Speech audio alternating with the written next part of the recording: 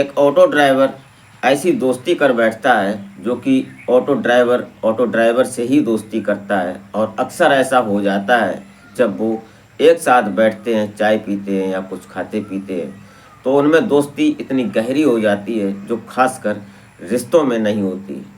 जैसे कोई ड्रिंक्स करने वाला एक साथ बैठा हो तो फिर वो भाई उस पर मर मिटने को तैयार हो जाता है, लेकिन ऐसे ही ये ऑटो ड्राइवर जो था वो उसके साथ इस तरह से दोस्ती कर लेता है कि उसको अपने घर पर ही ला रखता है। और जब वो उसके घर पर रहने लगता है, खाने पीने का खर्चा देता है वो, और उसके बाद जो उसकी 19 साल की बेटी होती है उस ऑटो ड्राइवर के साथ वो गलत रिश्तों में आ जाती है। फिर एक दिन अचानक जो उसकी पत्नी थी वो भी उसको नाजायज रिश्तों में जब देखती है, संबंध बनाते हुए जब देखती है, तो कहीं ना कहीं वो भी इस मौके को चूकने नहीं दे रही थी। उसने भी मौके का फ़ायदा उठाना ही मुनासिब समझा और वो फिर उसी ऑटो ड्राइवर के साथ इस तरह लिप्त हो जाती है कि जो ऑटो ड्राइवर उस घर में किराए पर रह रहा था और उसके पति और पिता के साथ जो दोस्त बनकर आया था, वो उसकी पत्नी और बेटी दोनों के साथ नाजायज संबंध बनाने लगता है। फिर एक दिन ऐसा हो जाता है कि इस कहानी में इस तरह से मोड़ आया कि जो लाया था वो ही शायद इस दुनिया को छोड़कर जाने पर मजबूर हो गया। क्या हुआ था इस कहानी में वो जानेंगे इस वीडियो के माध्यम से, तो आप इस घटना में अंत तक जरूर बने रहिएगा और घटना को बारी बारी समझने की कोशिश करते हैं। और आशा करते हैं कि आप अपनी फैमिली, अपने परिजनों के साथ बेहद खुश होंगे और खुशनुमा ज़िंदगी का लुत्फ़ उठा रहे होंगे। तो वीडियो में आगे बढ़ने से पहले आपसे बस वही एक छोटी सी रिक्वेस्ट कि हमारे चैनल पर अगर आप अभी नए आए हैं तो प्लीज़ चैनल को सब्सक्राइब ज़रूर कर लें। इससे हमारा हौसला अफजाई होता है और हमारी मदद भी होती है। हमारे इस यूट्यूब मंच पर आपका बहुत बहुत स्वागत है। मैं आभार व्यक्त करता हूँ, आपको नमन करता हूँ आपके प्यार और सपोर्ट को। तो नमस्कार, आदाब, शास्त्रीय काल। मैं अजय कोहली।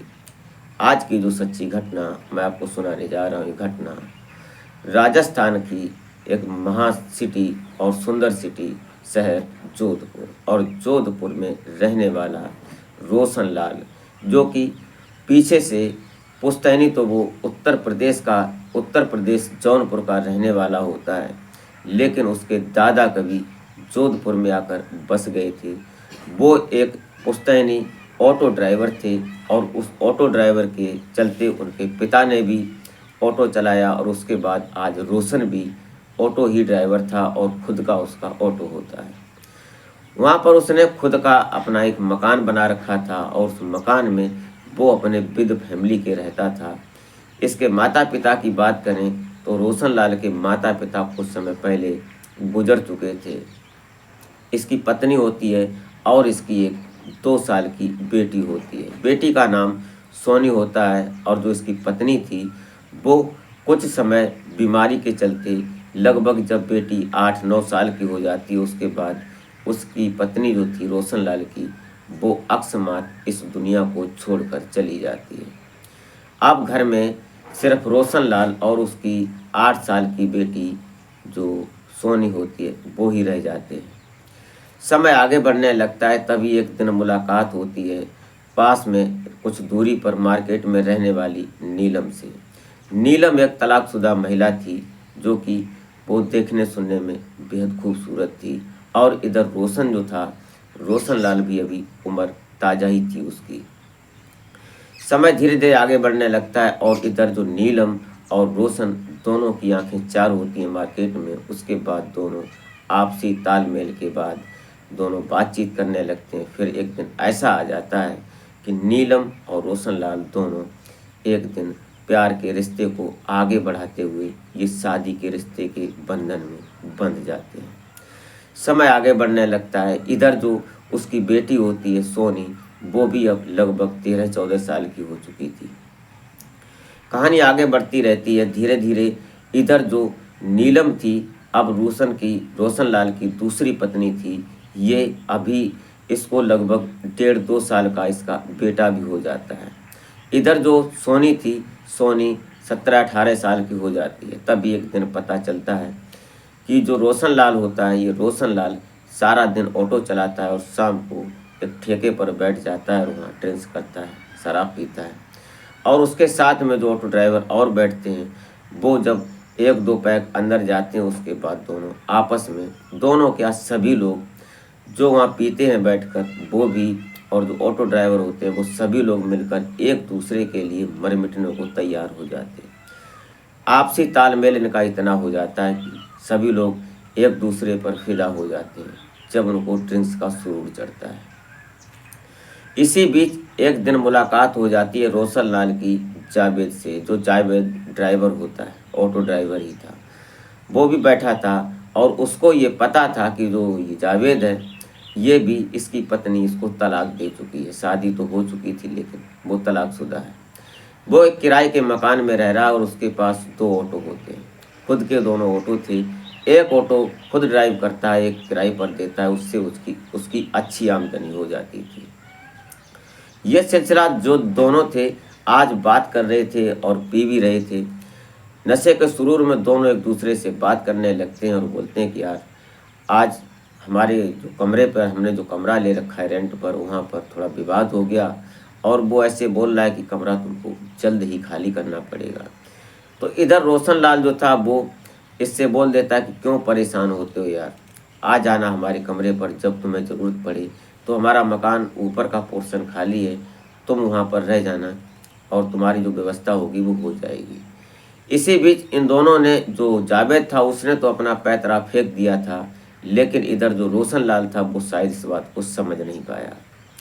कहानी आगे बढ़ने लगती है। अब रोशन लाल और जो जावेद था, ये दोनों रोशन लाल के घर आकर भी बैठकर ड्रिंक्स करने लगते हैं।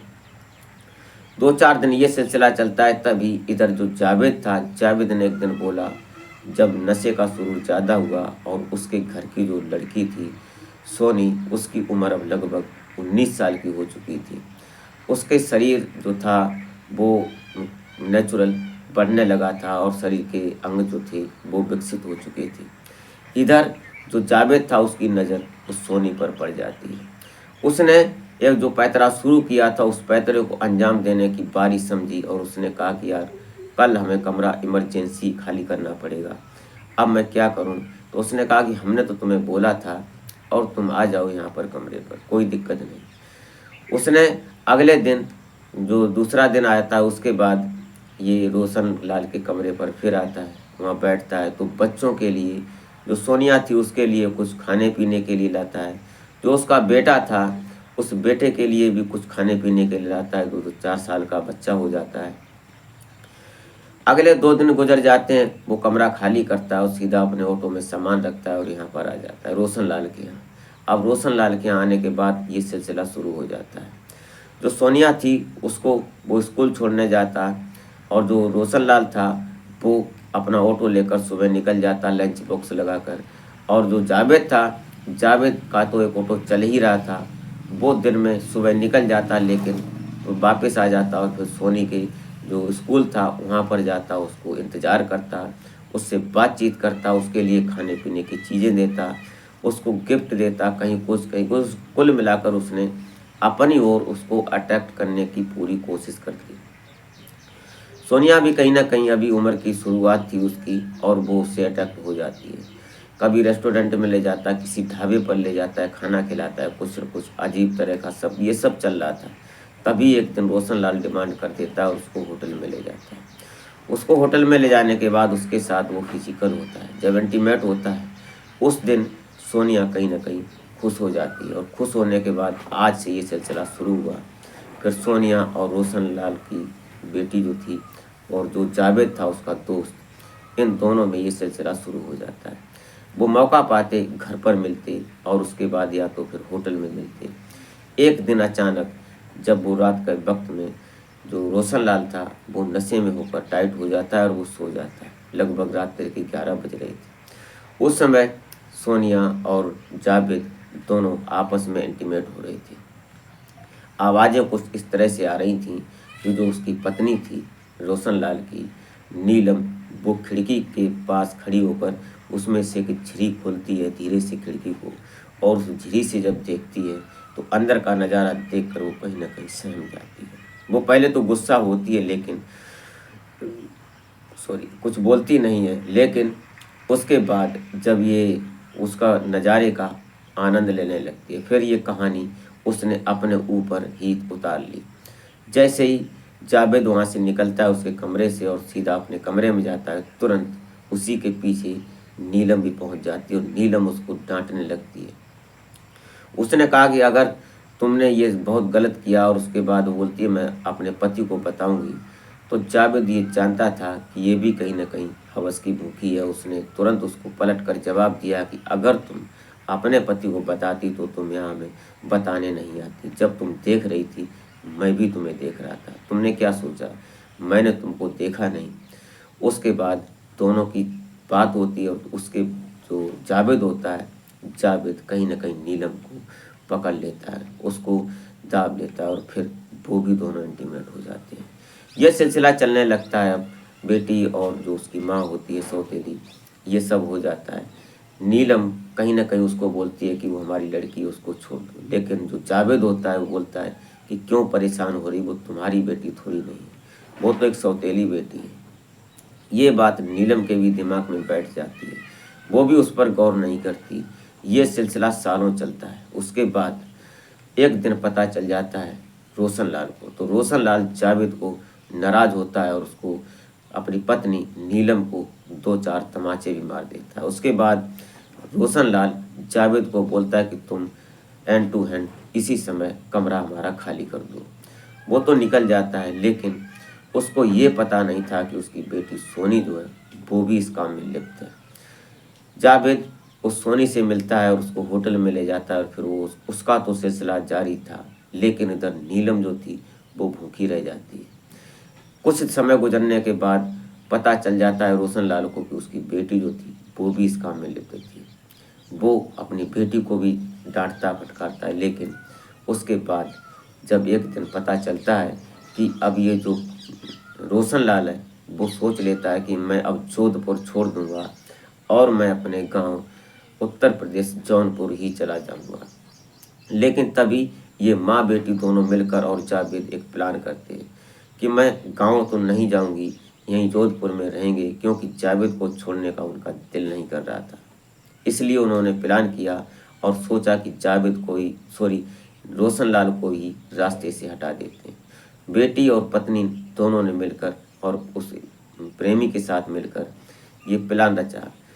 ये बात कैसे भी करके कानों कान पता चल जाती है उधर रोशनलाल को, और रोशनलाल बोलता है कि तुम लोग परेशान मत हो, तुम यहीं रहो, मैं ही जोधपुर छोड़ देता हूँ, मुझे कोई गिला नहीं, कोई शिकवा नहीं, मैं चला जाता हूँ।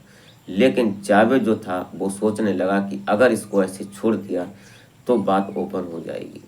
उसने कहा कि तुम अब जा तो रहे ही हो, चलो आज और ड्रिंक्स करते हैं। इधर रोशनलाल को इनवाइट करता है जावेद, और जावेद के घर पर ही ड्रिंक्स लाई जाती है और उस ड्रिंक्स में वो पॉइजन लाता है और मिलाकर उसको पिला देता है।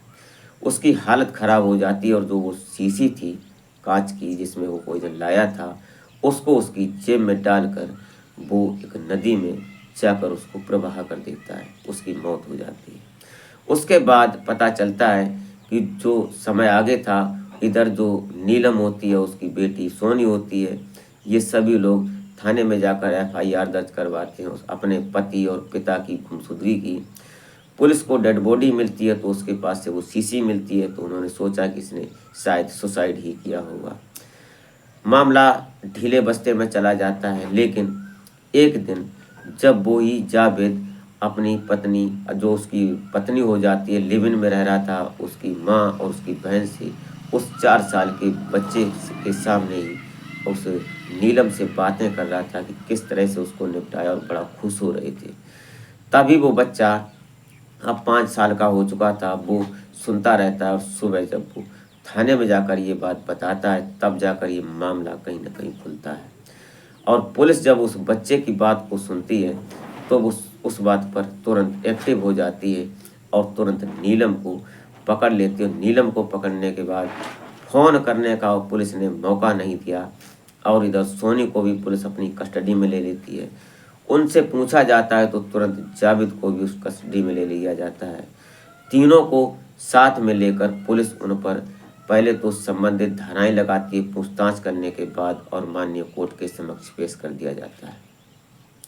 आज वो तीनों, नीलम, सोनी और उसका प्रेमी जावेद, तीनों सलाखों के पीछे हैं। अब उस 4-5 साल के बच्चे मासूम का क्या होगा? दोस्तों, ये रही कहानी। आप इस कहानी को सुनने के बाद क्या सोचते हैं अपनी राय कमेंट में जरूर दें। इस घटनाक्रम को सुनाने का उद्देश्य किसी को हैरान या परेशान करना नहीं था, बल्कि जागरूक करना होता है कि समाज में घट रही घटनाओं को हम आप तक पहुंचाने की कोशिश करते हैं। इसी के साथ मिलते हैं फिर नेक्स्ट वीडियो में, तब तक के लिए जय हिंद।